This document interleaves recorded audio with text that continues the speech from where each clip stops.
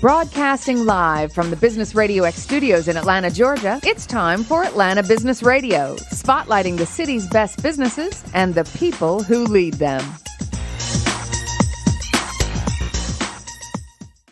Lee Cantor here with Stone Payton, another episode of GSU ENI Radio. And Stone, this one sounds like it's going to have a little international flavor. Well, it does. It seems like the whole day has got to have a bit of an international flavor. So I think that's our theme for the day. First up in this episode, please join me in welcoming to the broadcast Department Chair, Department of World Languages and Cultures for GSU, and Director for Center of Urban Language Teaching and Research here at GSU, Dr. Bill Nichols. Good afternoon, sir. All right. Thank you very much for having me.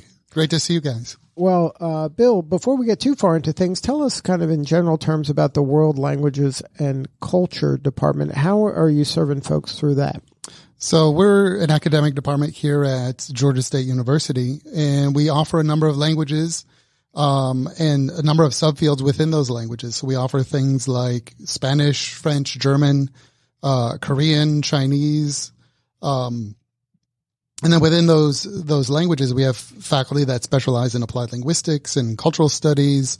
And we offer courses that focus on business, that focus on intercultural competence and things like that. So, a wide range of languages, a wide range of fields, and with a focus on really endowing our students with a kind of global mindset that prepare them for careers in a range of fields after they graduate.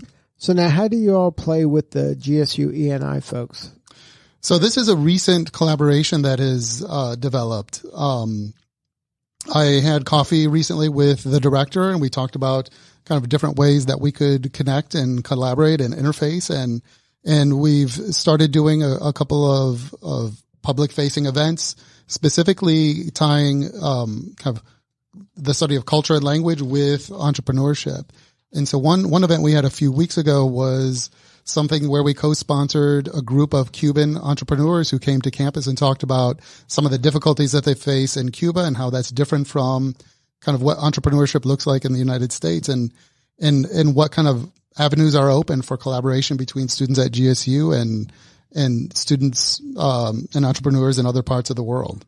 So now how do you feel that GSU does in terms of kind of the international education and the different avenues that there are for a student to pursue, at least some globalism? Well, I think we do a pretty good job, but there's always more that could be done. And that's kind of where I feel our department plays a vital role is really rethinking and reimagining what that looks like in terms of any discipline. Either, our department is housed in the College of Arts and Sciences, whereas ENI is in the Robinson College of Business. And so for us, thinking beyond the limits of the humanities or the College of Arts and Sciences and really think of how we can interface with other units in other parts of the college and the university, as well as connecting with community partners and stakeholders in the city of Atlanta. What's an example of a community partner that you work with? There's a small car company in town named Benz. Yes, I've heard of them. They are a key collaborator with us. They're a sponsor of an event that we organize through the center, that's housed within the department. There's an event that we organize in October in the fall called World Languages Day, where we bring roughly 1,000 high school students to campus to talk with businesses, organizations, government agencies, and whatnot about why they need to study language and culture and how that affects their career after graduation. And Mercedes-Benz has been a consistent sponsor of that event and has a very prominent presence there. Now, maybe you can educate the listeners somewhat about how international Atlanta is in terms of the diversity of a lot of companies that are global companies have a presence here to some degree, and there's so many consulates. Yeah, I mean, if listeners don't follow the online publication Global Atlanta, they definitely should. And it gives them it'll give them a really great window into everything global that's happening in the city. I mean, you mentioned a number of the number of consulates that are here, as well as a number of international companies. But it's also important to remember that any company, even an American-based company, is doing international business, no matter how big or small. even a small sized company is going to have to be thinking of supply chains across borders and kind of international connections. I spoke of World Languages Day. There's one company that I won't mention the name of, but we've tried to recruit them to come to World Languages Day. And they said, well, we're not an international company. We're a domestic company. And I said, but your client base is going to be diverse. It's going to be multicultural, and your employee base is going to be international and multicultural. So it's important for, people who you're trying to attract as employees to be thinking of those international skills and the ability to work across a diverse team. So now, from a student standpoint, why do you think it's important for them to get involved with the World Languages and Cultures Department? Well, I think for me, like, it's important for, my numbers and credit hours and whatnot. No, I understand that, but for them, to have this kind of background and this understanding about the languages and the cultures of other countries, why do you think that a person going through college, why they should have think that's important? Well, one of the things when we're talking with students that we hear is, they'll say, well, why should I study a language, or why should I study cultures if I'm not going to live or work abroad? And as we've really done a lot of outreach to these community partners, especially in industry, what we hear from them is what they value are students who have this empathy for diversity, who have a sense of intercultural competence, who are self-starters, who are self-disciplined, who simply work well with others. And that's exactly what we give students. And so what I tell them is, we're preparing you for life after Georgia State in any kind of career field. And so, and at the end of the day, I think studying a language or having this kind of global mindset and a wide view makes society all the better.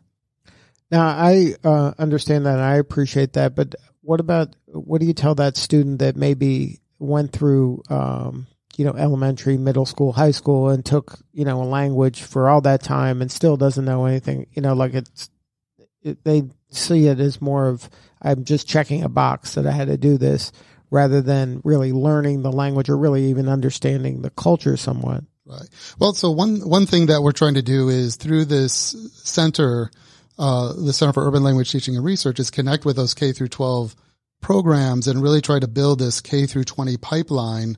But I think with that question of, the complaint that, well, I studied this in grade school or high school and it never stuck. I just remind them, let's remember that it takes a long time to learn a language. And often there's not very many elementary programs. And often students have studied this in high school and they're not doing it on a daily basis. So let's be a little more forgiving of ourselves and our teachers, I guess. And remember that it takes a lot of time to study a language and to learn a language. And often we get caught up in, well, we need to be at this level of fluency that is like a native speaker, which is often, it takes decades to perfect that. So, and I think as I talk with students, they realize they know a lot more and they remember a lot more than they think they do. It's in there, but it does take daily practice, kind of like math or, some other kinds of disciplines where you can't cram it. You need to an hour in a week isn't going to. That's right. It's not going to work for language. Exactly. And at the end of the day, what they need is a kind of immersive experience in the country, in the culture. And so that's another thing. We've really expanded our study abroad offerings to give students those opportunities. And we're working on fundraising and development to provide scholarships for students to go abroad. Whether it's to Morocco, whether it's to Spain, Latin America, China, or Korea, or wherever, France, we're working on exchanges with universities throughout Europe and France, Francophone Caribbean countries. Our main goal is to give students that opportunity to really get into the language and the culture and hone those skills. Because an hour a day when 23 hours of the rest of the day are in English, it's going to be hard. It's going to be really hard. It's a steep hill to climb. So now, do you think that that's kind of part of the secret sauce of GSU, this kind of having this emphasis on the global community, studying abroad, world languages, the international business school, the business kind of curriculum that you guys have. Is that some of the parts of GSU that makes it different than maybe other colleges here in Georgia?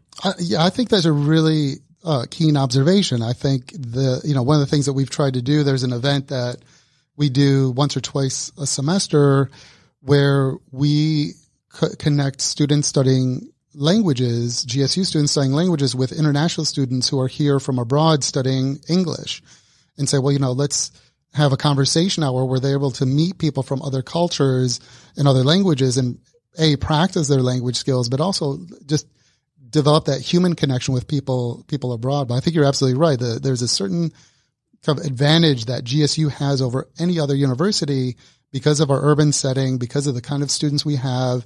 We have a number of students who come from very diverse backgrounds, linguistically, regionally, internationally, and that gives our students this really wealth of diversity in any of their classrooms.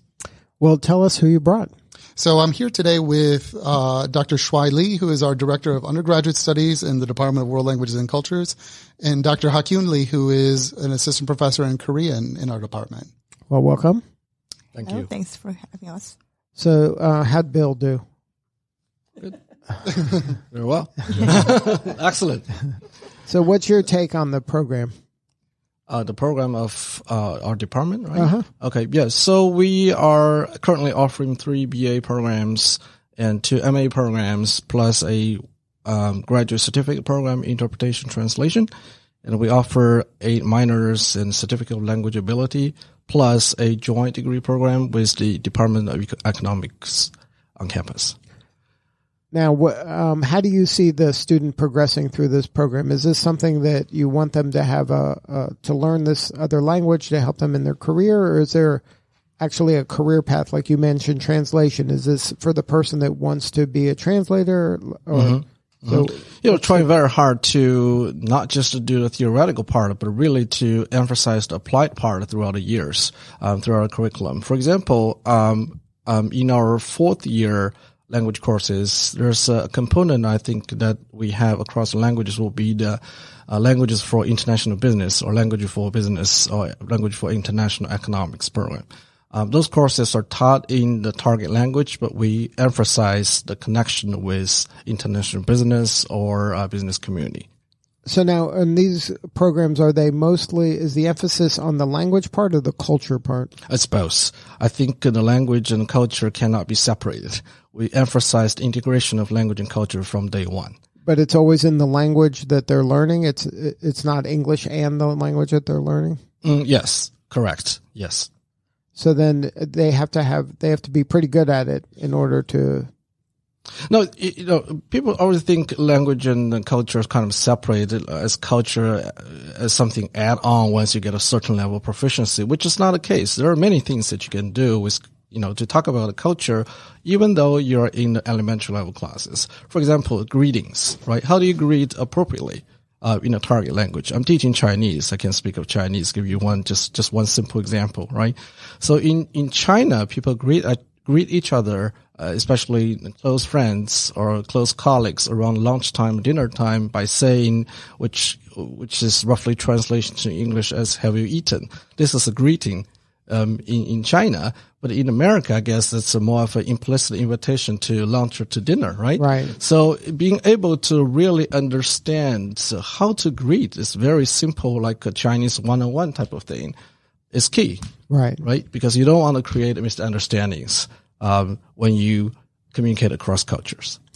And then the student that comes into the program, are they people that don't know any Chinese at all, or can you go into the program knowing no Chinese? Sure, absolutely. We offer from first year Chinese, across the different languages, the same, right? With absolutely no knowledge. So like nothing. Yeah. I don't know one word, and I can go in and then go through the 4 years. Absolutely. And then at the end of the 4 years, what's a reasonable expectation of success? Well, of course, there are individual differences, right? Sure. And there are differences across languages, to be honest with you, right? Chinese, Korean, Arabic will be more difficult and takes more time than Spanish or French and German, for example, right? Mm-hmm. But in general, we aim for a intermediate, high, advanced, low this range according to the ACFO standards. And then is part of going through the program, will I go to this country and spend some time there? Because I would think that accelerates the learning. If I'm there for a month or two, then it forces me to use it every day and kind of.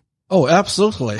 As Bill just mentioned, we offer 8 summer study abroad program in addition to 2 spring break study abroad program and a couple of exchange programs. Those study abroad experience really accelerates their language proficiency development. Now, one of the tricks is that many students think, we should go to the target country from day one, which is not something that we normally recommend. Because once you're in the target country, you want to maximize your learning experience, right? If you go in with absolutely zero knowledge, how are you going to? You're overwhelmed. Exactly. So we typically recommend our students to go after taking at least 1 year of courses. So that way you have some foundational understanding. Exactly. And then that probably now you can accelerate the learning because you already know something. Exactly. Otherwise, you'll be the same, classroom. The only difference is going to be it's in another China. Country. Exactly. Right. Yeah. So now, Hakyoon? Yes. Your work is mainly in Korea? Yeah, I'm coordinating Korean program at the department. And then, so how is that program? This program is one of the fast-growing programs in the department. So I started to teach 2013 with 50 students. 50? Yeah, 50 students, 2 sections of the beginning classes. Now we have about 200 per semester. Wow. Yes. Why do you think that is? Why the big increase? To be honest with you, K-pop is a big K-pop. hit. Yes. Really? Yes. That's a bridge for the young people. They want Right. I ask students their motivation to start the learning Korean, and many of them, answer that they start to love in K-pop from their high school and middle school, and once they join college, they start to learn Korean. So now you have a degree in K-pop. You teach them to be K-pop that performers. That is a great idea. Working on that? Yeah. And another reason is that we have many heritage Korean students. So their background's Korean, so they want to learn more. More Korean, like the learners that you mentioned, like they studied in Saturday schools in their younger years, but they want to learn more about it. So I think our department offer the different level of the language learning opportunity, like a study abroad or internships, so that really intensify the student language. So now, how does an internship work in the language? Am I going there just to learn as a tourist, or is there kind of a business component where I am doing an internship and I'm doing work in that country to learn about that? Well, I mean, there's different models for internships. We've had some students through Spanish, for example, work with the U.S. Department of Commerce. And so they may or may not be using their language every day, but they're using some other kind of cultural component, or they're using some knowledge that they've acquired. We've had students working as interns with the Latino Democratic Caucus just up the street here. So it could be with a government, with a business, French students working with the French consulate, or with the Quebec Trade Office. And so a lot of times students will get caught up in, should I be, I want a job where I'm using my language every day. So one of the things is, okay, well, there's the language component, there's the cultural component, but then there's all these other soft skills, that now we're realizing aren't so soft, that they're the kind of core skills that a business is looking for. An employer right, because it's relationship building, and that's the key to build rapport and trust and likability so that they can do business successfully. Exactly. And so, for example, the message we're trying to get to students is like, don't only think of this in terms of language or even culture. And so one thing we've done is we've developed a speaker series where we bring alumni back. We call it Speaking Professionally. So we're talking about professions. We're also talking about speaking languages. And so this year we had a student who was a French BA and minored in marketing and now works for IBM in Austin, Texas. Mm-hmm. And he says, what he does, especially with this Scrum model where there's these small teams, he says, I'm constantly working on communication skills upward and downward and across the team. Another student was a BA in Spanish and an MA in Spanish, and she now works for NCR. And so, these are two tech companies but they're hiring humanities majors and specifically people with language skills. And then the other student we invited this fall was a German major who now works for a consulting firm connected with Porsche. So, these are really big name companies. And so students can hear and they're seeing themselves in these alumni who are recent alumni and saying, God, that could be me. I didn't realize that I could do that. And so they may not have connected the dots. Maybe that's a misconception. They think that, if I'm going to get this degree, then I'm in this kind of a lane. Exactly. Where actually it's more broad than they anticipate. Exactly. And specifically the student in Spanish, when she came, she said, people kept telling me, well, the only thing you're going to do with that major is teach or translate that language. Right. And she says, no, I'm going to do whatever I want. And so I think one of the things we're trying to do with students is also educate them about when you go to a networking event or you go to a job interview, how do you tell the story of your language background? How do you tell the story of your study abroad? And so there's another student so we've recently formed an advisory board of alumni and friends of the department. There's one student who came and spoke to my class this fall and said, I didn't do an internship. My study abroad, she did a year in Spain. She said, my study abroad was better than any internship. Because when I'm in an interview and they ask me about my internship and I tell them I did a year-long study abroad, they put their pens down and say, tell me about that. I wish I had done that. I really regret I didn't do it. And so it's this really unique part of these students' profile that speaks volumes about them as human beings and their experiences. Now, is that part of your work as the department chair that you have to get the student to maybe think bigger than they are thinking, that they see it as, I'm just a blah, blah, blah, or I'm just a German major. They're not seeing that all the tentacles that are connected with that. Well, exactly. And I appreciate that you use the word tentacles because I often say that, as a language department, our field is not defined for us. We're not, say, psychology or philosophy or applied linguistics. We can kind of define our field for ourselves. It's a mix of various subfields, but what's key for us is to be tentacular. And I use that word. So I really appreciate that you said that. See, it's all the pre-show research that we do. Sure. Yeah, absolutely. And so we try to kind of insinuate ourselves into other disciplines. Say, look, so we work really closely with, the Creative Media Industries Institute. You joke about a major in K-pop. We're actually talking with the CMII about some kind of joint degree possibilities that would connect Korean specifically with software development or media development. Mm-hmm. So that's a BA in K-pop is not out of the realm of possibilities. That's right. But now, say that was to come about. Now, how does your department, how would you make something like that come from an idea that's thrown on a whiteboard maybe to, okay, what do we have to do to make that an actual thing? Well, and so this is kind of where, I've talked with faculty in the department and other departments across the country about how as language departments, we need to be entrepreneurial. So this is one of the kind of really interesting points of connection that we've developed with the ENI is, we're thinking of, what are the ways that we can break the mold and say, okay, we have this crazy idea. How do we take it from a concept to reality and, almost as a project, a kind of business project, right? And so, it starts with faculty and, identifying, how can we identify the core skills? What are the classes they would need? And at the end of the day, it's, again, building relationships and having these conversations. So talking with people in CMII or talking with people in ENI or reaching out to other departments saying, what do you think of this? And then identifying who are our stakeholders, who are our partners, and then just kind of map it out. And of course, it's not going to happen overnight. It's going to be a several year process. It could be 2-3 years. And Hakyoon has already identified some external funding to help support this so that we could build out because we would need to hire faculty and things like that. So a choreographer, there's a lot of work to be done for that. Absolutely. Absolutely. Yeah. So now, what's your most rewarding part of the job for you, of seeing that light bulb moment happen for the student when they see that, hey, this is bigger than I imagined it could be?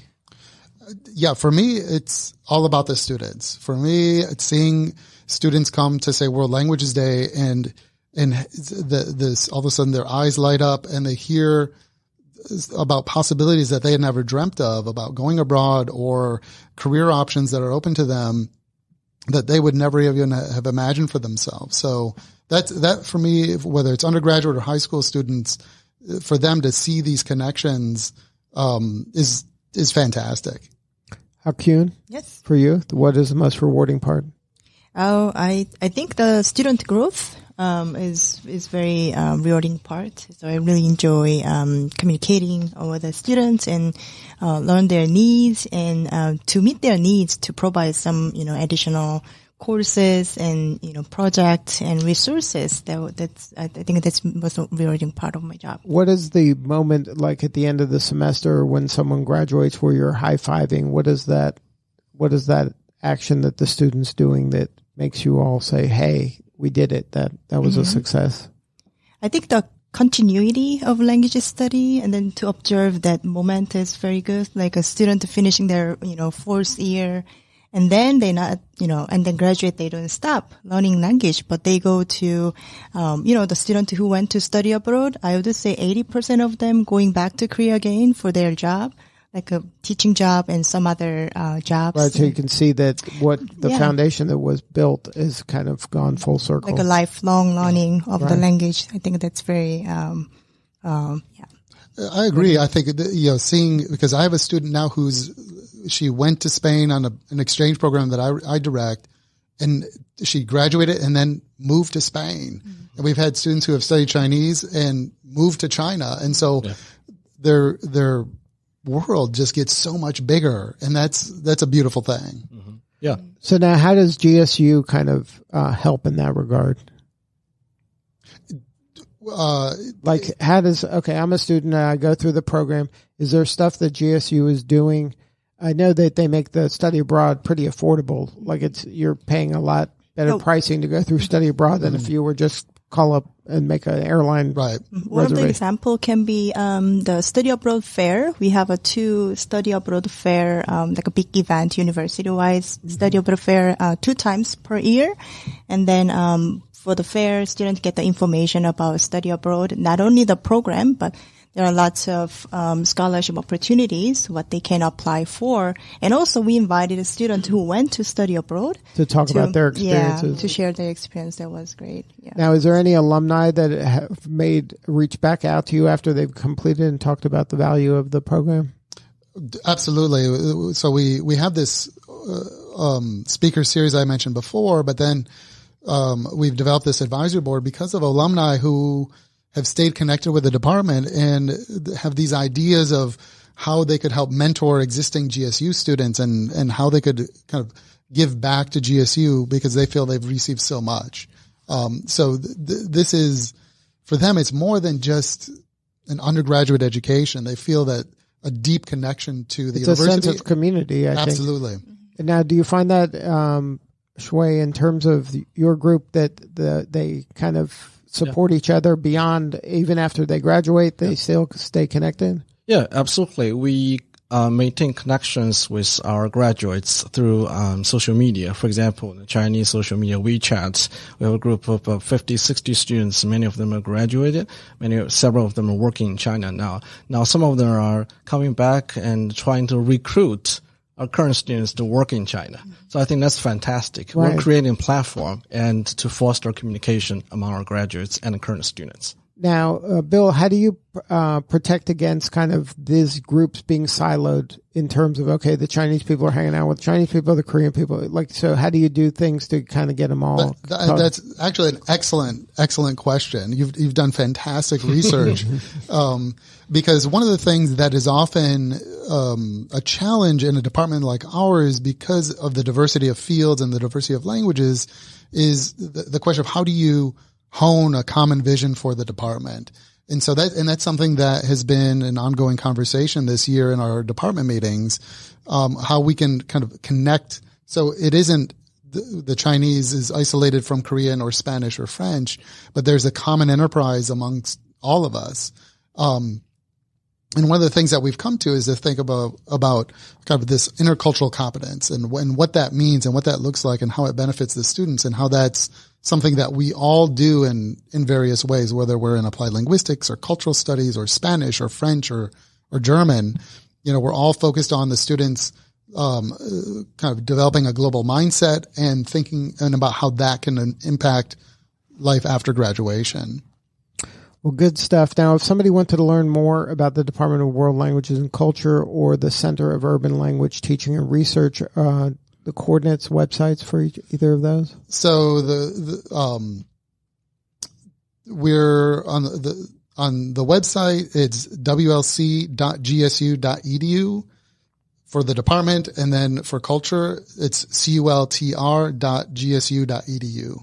And so there we have information about programs, curricular offerings, degrees, and whatnot. But we also maintain a pretty steady presence on social media, specifically Facebook and Instagram. And especially on Instagram with the center, that's CULTR LRC GSU. LRC is a language resource center that's funded through the Department of Education. But we have a number of kind of postings on Instagram that are language-related puns. So if you enjoy puns and you enjoy languages, you'll enjoy a lot of the Instagram posts on the culture profile. And for the department, it is GSU WLC for Facebook, and for Instagram, it's WLC GSU. So there you can find information about upcoming events, speaker events, recruitment events, etc. Good stuff. Well, thank you all for sharing your story today. Thank you very much for having us. All right. This is Lee Cantor for Stone Payton. We will see you all next time on GSU ENI Radio.